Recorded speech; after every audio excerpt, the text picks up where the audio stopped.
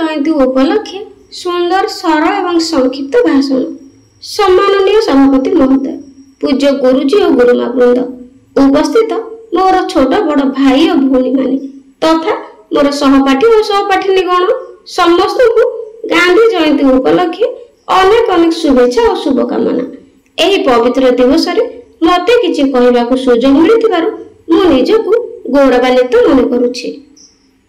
आज होछि सेही महापुरुषों जन्म दिवस जे कि बिना अस्त्र शस्त्र रे विश्व शक्तिशाली ब्रिटिश साम्राज्य को दोहलाई देथिले, जहां बाणी थिला वज्र सदृश, जे सत्य और अहिंसा बल भारत को स्वाधीन करथिले। से थिले सत्य और अहिंसार पूजारी, जातिर पिता मोहनदास करमचंद गांधी। सतरे जेतेबेले कौनसी देश बा जाति प्रति विपद आसी थाए सेतेबेले ईश्वरंकर संतान माने धरित्री माटी रे जन्म नै थांती। सेही भली दुर्दिन समय रे जातिर पिता महात्मा गांधी को जन्म भारतीयों पई कौनसी ईश्वरंक ठार कम नथिला। 1869 मसिया अक्टोबर मास 2 तारिख दिन गुजरात रे पोरबंदर ठारे पिता करमचंद गांधी और माता पोतुली बाई को कोल रे जन्म ग्रहण करथिले मोहनदास करमचंद गांधी। गांधी को बाल्य जीवन रामायण, श्रवण कुमार और सत्यवादी हरिश्चंद्र परी कहानी सुनिबा और सेथिरु मिलिथिबारु शिक्षा को आत्मसाधन करिबारे बीतीगला। गांधीजी मात्र 13 वर्ष बयस रे कस्तूरबा को विवाह करथिले। गांधीजी इच्छा थिला डॉक्टर हेबे, किंतु बापांकर इच्छा थिला से बारिस्टर पढ़ी बड़ वकील हेबे। तेणु से 1888 मसिया रे बारिस्टर पढ़िया पे इंग्लैंड जाइथिले। 4 वर्ष पर बारिस्टर पढ़ा शेष करी से भारत फेरिले। 1891 जून मास रे आईन शिक्षा समाप्ति पर से बारिस्टर भाव रे बॉम्बे और राजकोट रे आईन व्यवसाय कले। दादा अब्दुल्ला नामक जने भारतीय मुसलमान व्यवसायी को वकील रूपे एक मोकदमा लड़िया पई दक्षिण आफ्रिकार नाटाल नामक स्थान को जाइथिले। सेतेबेले तांकु मात्र 23 वर्ष बयस। सेठारे थिबा वर्ण वैषम्य नीति जोगु टिकट थाई मध्य गांधीजी को रेल कोठरी रु ठेली बाहर करी दिया जाइथिला। ब्रिटिश शासकर व्यवहार रे गांधीजी मन विद्रोही होई उठिला एवं इंग्रेज सरकार को अन्याय और अत्याचार विरोध रे लड़ुथिले एवं सफल मध्य होइथिले।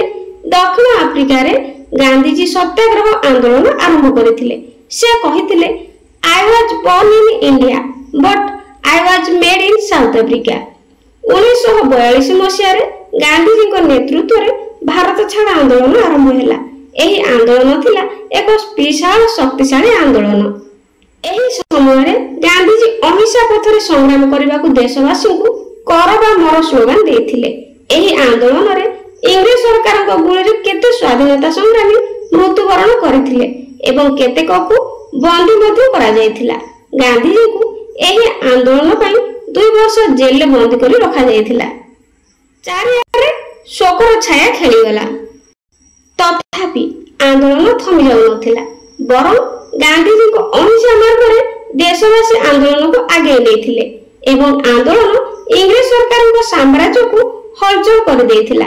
परिशेष रे हजार हजार स्वाधीनता संग्रामी को बलिदान रे 1947 मसिया अगस्त मास 15 तारिख दिन भारत माता इंग्रेज शासन कबल मुक्ति लाभ करथिला। मात्र जे सारा दुनिया को अहिंसार बाट देखाइथिले से 1948 मसिया जनवरी मास 30 तारिख दिन नाथुराम गडसे नामक जड़े युवक गांधीजी को गोली करी हत्या कले। चारियाडे शोकर छाया खेली गला। गांधीजी मृत्युवरण करी मध्य आज से जीवित, से सबुदिन पई अमर होई रहिचନ୍ତି एवं रहिबे मध्य। स्वच्छ भारत अभियान हेउ कि प्लास्टिक मुक्त भारत अभियान हेउ, आमे सबुथिरे गांधीजी को मने पकाई थाउ। तेणु गांधीजी आज भी जीवित। गांधीजी हेउछंती सत्यर प्रतीक।